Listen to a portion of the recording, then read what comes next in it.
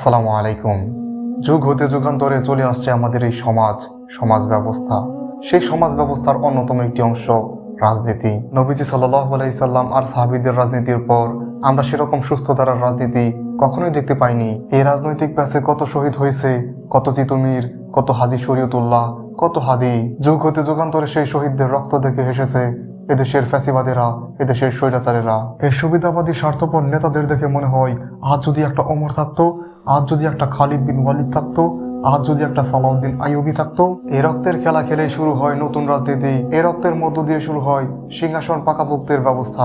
যে দেশের মানুষের কোনো দাম নাই, যে দেশের মানুষের রক্তের কোনো দাম নাই, যে দেশের সাধারণ মানুষকে ব্যবহার করা হয় শুধুমাত্র এই ফকিনীর বাচ্চা হিসেবে, সেই দেশের নেতাদের কাছে আপনি কি আশা করেন? সবই রাজনীতি। রাজনীতি রাজনীতি শব্দ থেকে আজ নীতি শব্দটা যেন ছুলে আছে। রাজনীতি এদেশে এতটাই বড় ইস্যু যেখানে মানুষের জীবন একেবারেই তুচ্ছ, একেবারেই নগণ্য।